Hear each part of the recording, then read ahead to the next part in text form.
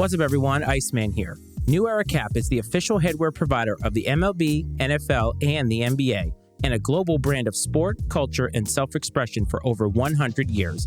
Whether it's to match your fit of the day or root on your favorite sports team, New Era Cap will always have you covered. As a born and raised New Englander and former marathon runner, the Boston Marathon holds a special place in my heart. The Red Sox New Era City Connect series, designed in the Boston Marathon's colors, are a great reminder to me of my heritage, my past, present, and future on full display. I wear this hat often, both on and off camera. If you want to support your favorite team, wear what the players wear, or accentuate your favorite pair of sneakers, New Era has you covered. Shop the official headwear by visiting neweracap.com/Iceman and use code Iceman at checkout and get 15% off. That's right, 15% off. Get after it and save now. How important is it that we leave a lasting legacy when we pass on in this earth? We're going to get into that this week on Fire Footwear.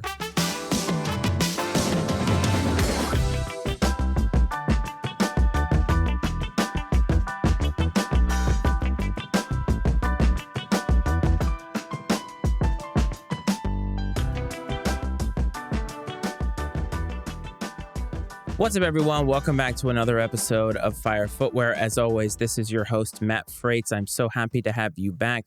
I hope that you enjoyed last week's episode where I talked about Kobe Bryant. I talked about how they were bringing back the Kobe 8, sort of restarting the legacy of Kobe. Now, I know a lot of people have said to me since that episode came out, maybe it's just the fact that we want Kobe's and they're giving it to us. I'd like to think that sneaker companies care that much about what we want. I know that in my cynical mind, it's about making money, but I do believe for the people that are involved who have a deep connection to Kobe, that the legacy does matter. And by restarting the legacy with Nike and bringing the Kobe 8 to the forefront with what is a very meaningful colorway in the halos, I think that it actually does something a little bit more sentimental and adding to that legacy.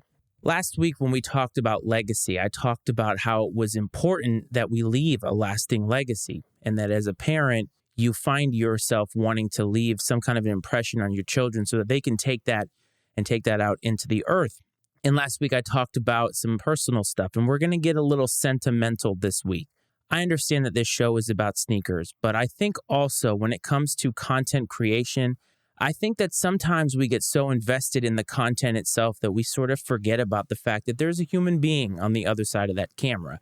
So when you're watching this and you're seeing me on YouTube, or even if you're listening to this, there's a human being sitting in this chair, sitting behind this microphone. I think sometimes that gets lost because I think we get invested. We want the content to be what we think it should be. And then sometimes I think we just we forget that there's somebody else here. There's somebody else behind the camera or the microphone. They have a family, they have responsibilities, they have obligations. When I think about this show, it really at the root of it is about me. I am very important to this show, and not because I think that I'm self-important compared to other people, but I believe that I'm important to this show because you are watching or listening because of the perspective that I bring, and you find something enjoyable about the personality that I have. And I think that for this episode, I want to sort of take the focus away from sneakers and get into myself a little bit. It's going to happen from time to time because I believe it's very important for myself to humanize me for you. I think that that's important for you to remember that Matt Frates is an individual. And while I'm a sneaker lover, I'm a podcaster, content creator, and I do put my likeness out there for everybody to see, I think that it's important for you to at least come to understand that.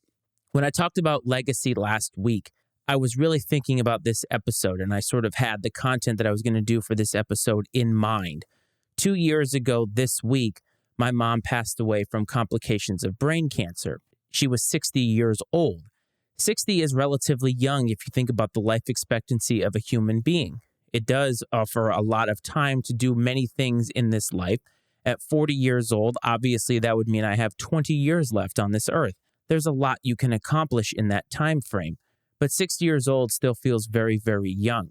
I'd be lying to you if I wasn't going to say that I didn't think about her every single day since she passed. We had a very complicated relationship, but one of the things we were able to accomplish at the end was come to peace with each other over the many really petty squabbles that we had over the years, some of which had aggregated to a point of estrangement with each other. My mom was a good mom.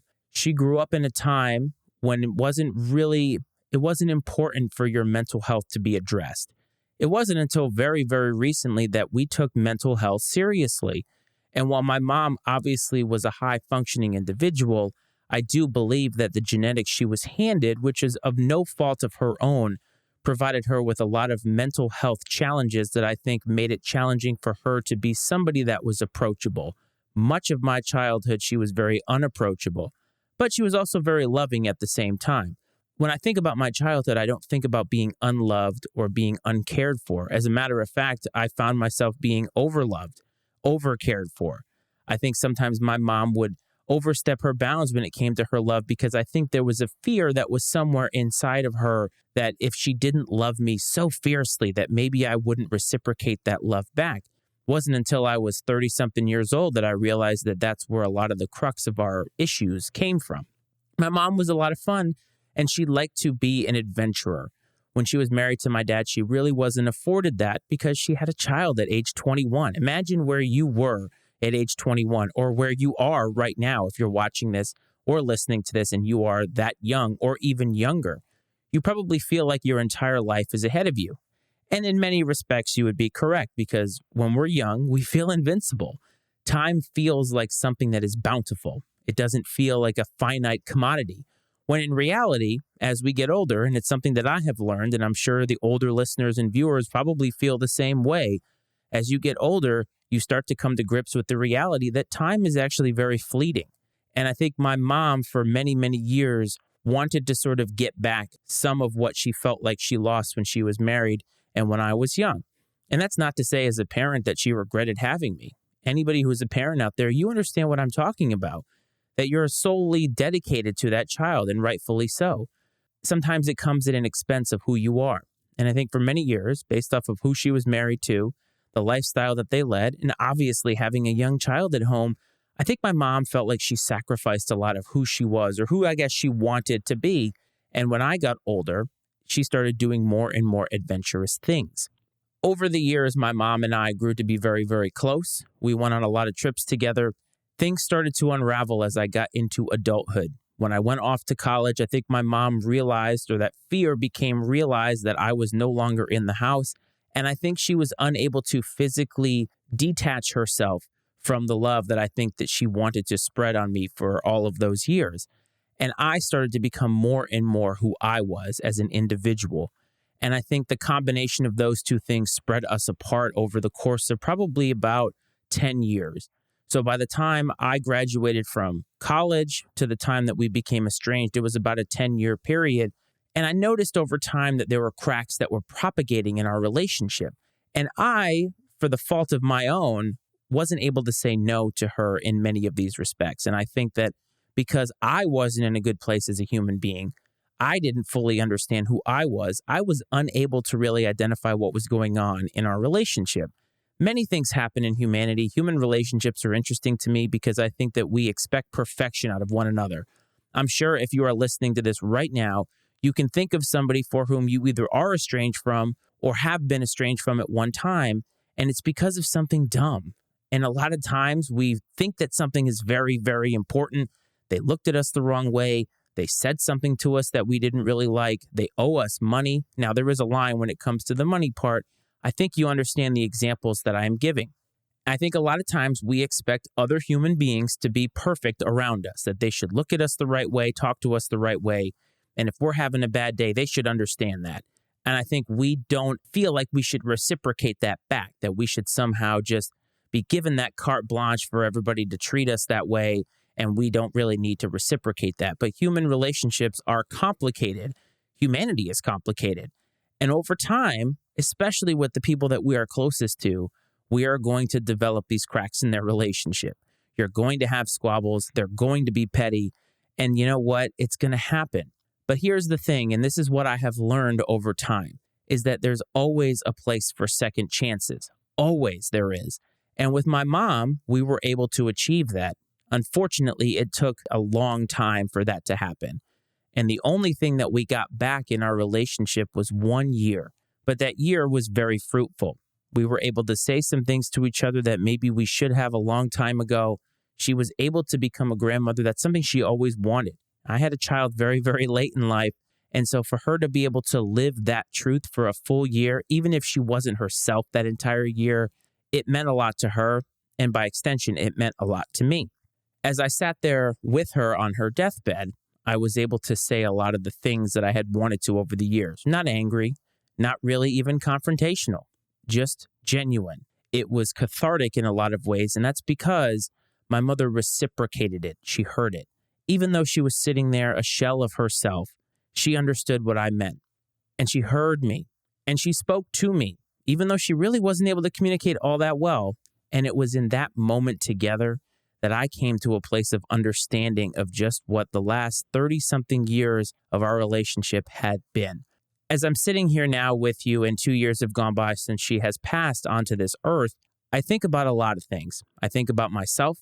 I think about her. I think about our relationship, the times we had, and the times that we lost. But I also think about the lessons that I have learned over that time period. And I try to apply them to my life every single day. I try to look in the mirror and say, how can I be incrementally a better person today? One of the things that has helped along this journey of grief, and if you're going through it or have been through it, it's a cyclical roller coaster. It's never going to be even. Some days you're going to feel great. Some days you're not going to feel great.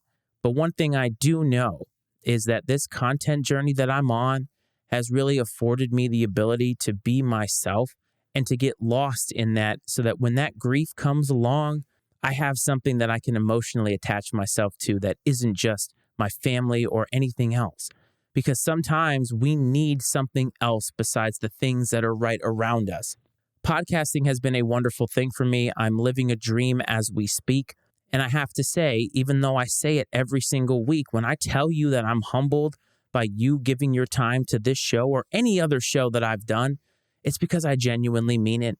It's because this is a dream for me to be able to speak into a microphone, into this camera, and for just one person to listen to it. It amazes me every day. And the other thing about this that keeps me going is no matter what I did in my life, all of the ventures that I was part of, marathon running, anything, my mom was always there to cheer me on. She was always my biggest fan. And again, even if the cracks in our relationships were starting to form and become larger over time, she was still there. And that's the symbol of a good, supportive parent. Tough love is necessary sometimes, I get it. But at the end of the day, for me, being a parent is about no matter how I feel about you or what you've done, I love you and I'm here to help you get to the next step in this journey, whatever the solution is. And I'm here to support you 100% no matter what. And my mom did that. Even though we were estranged, I think the two of us just were not in the right place to fully reconcile a relationship that needed a lot of help. And we can't get that back. I can't get those 5 years back.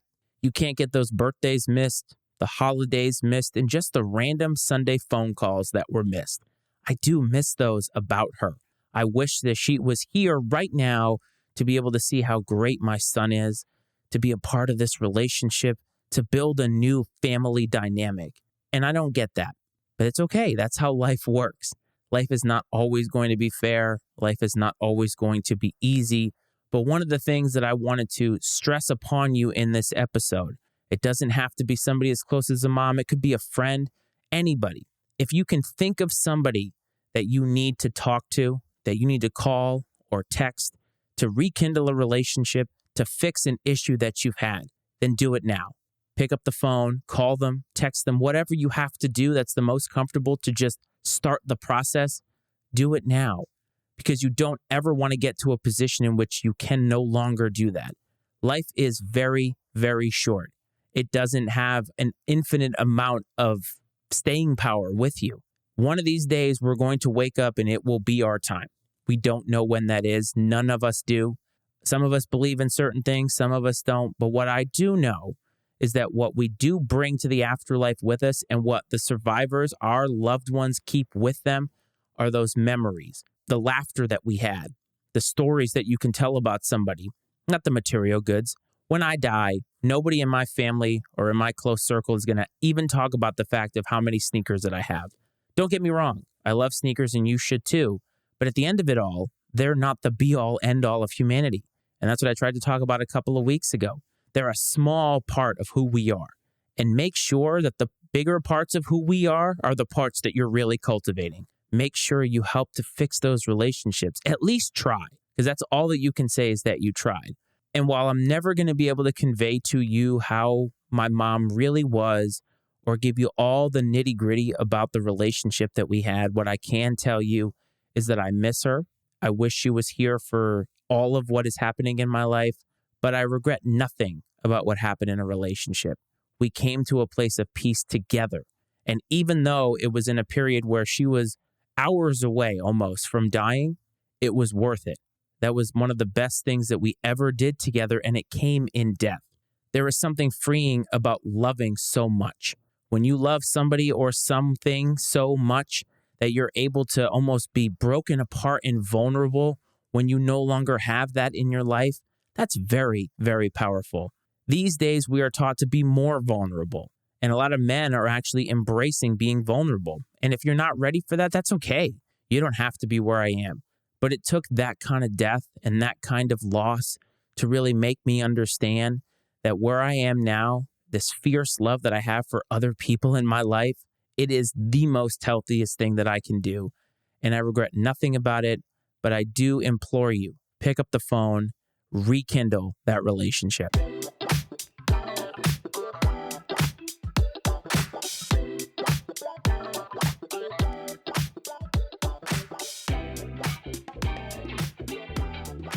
Release of the week, where I like to give you a shoe that catches my eye. It's not always hype, rarely is it, but it's just something that I want you to know about. This is a sentimental episode, so you're probably thinking, how could he do a release of the week? Well, we need to bring it back a little bit. We need to end it on a positive note because not all is doom and gloom.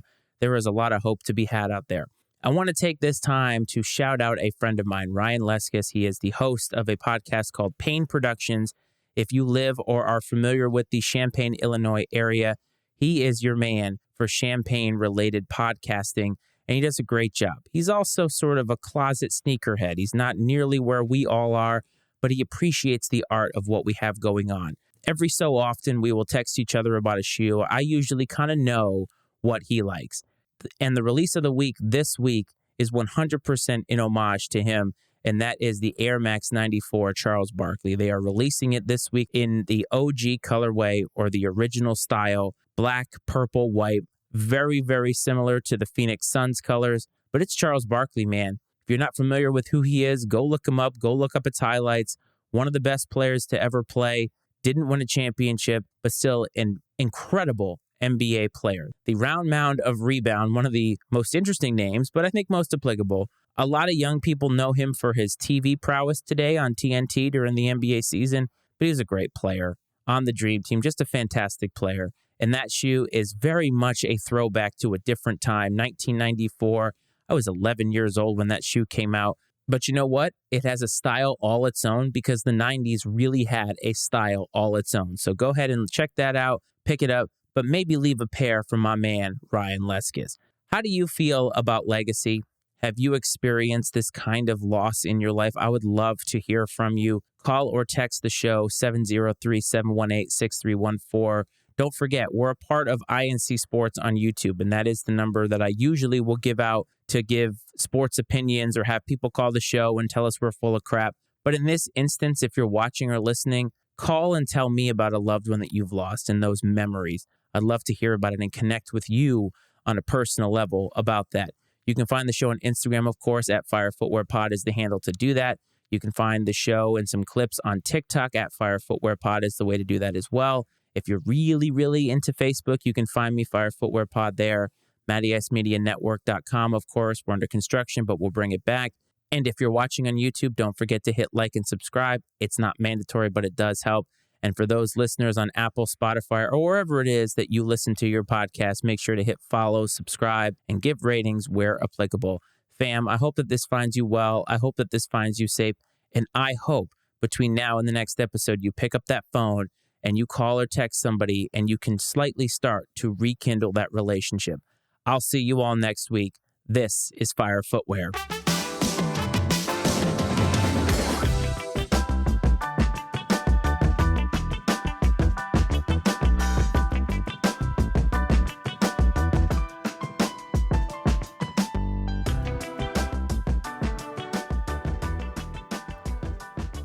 The opinions and viewpoints expressed on Fire Footwear are those of Matt Frates and his guest, and not necessarily those of the Matty Ice Media Network. Fire Footwear is exclusively owned by Matt Frates and is brought to you by the Matty Ice Media Network.